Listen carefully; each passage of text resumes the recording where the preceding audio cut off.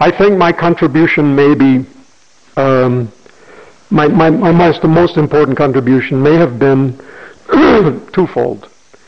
One, at precisely the point I was just talking about when I was trying to explain what I mean when I say that the relation between bearing Christian witness on the one hand and doing Christian theology on the other is a genuinely dialectical relationship, and that therefore the service that Christian theology is in a position to provide for the church is always an indirect service, but nonetheless real.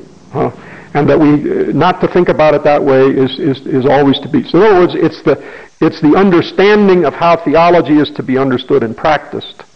I think my work represents a way of thinking about that and doing it that has no parallel, frankly, on contemporary theology. I think I have again and again found myself assimilated to other models, other ways of doing it that I don't even recognize as close to what I'm doing. But in the minds of many people who have presumed to judge my work, I have been taken to be just doing another version of this other thing, which I would be as enthusiastic as they are in repudiating. I'm doing something different, and I rather imagine that has yet to be appreciated. But I don't want to be pretentious in saying that, but I think that's fair.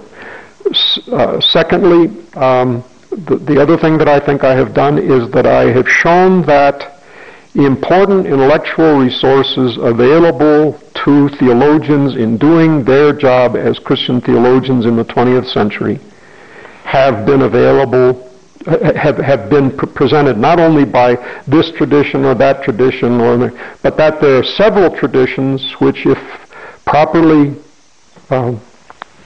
appropriated and made use of, together strengthen the resources upon which Christian theology can depend in doing its work in our time.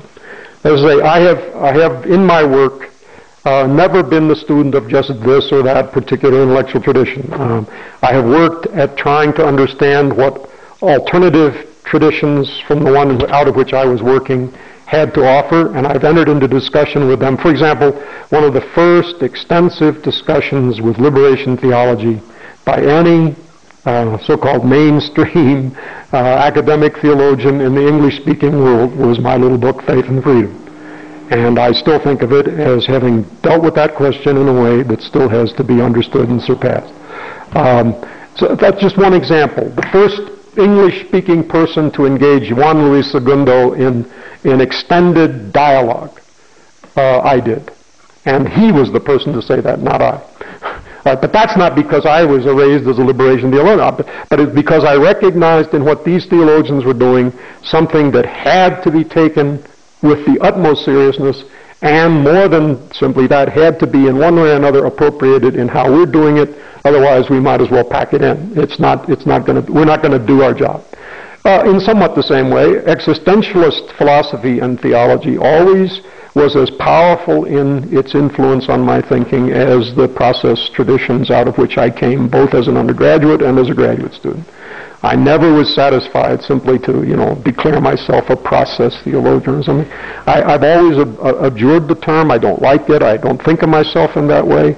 I've always felt that I learn much from other, and so on. So that I think it's been the attempt to respond to diverse traditions and influences, the while trying to be not just eclectic, but also trying to find a clear systematic line.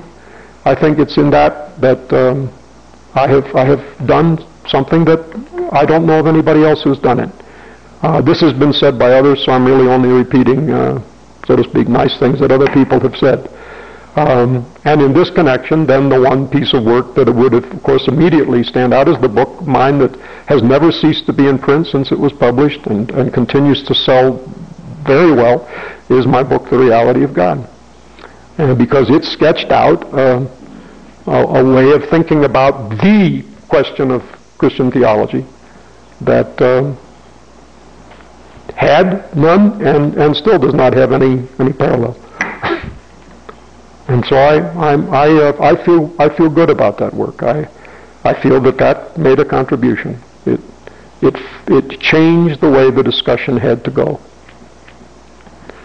Not always in ways that I welcomed, but It wasn't the same after that book was published.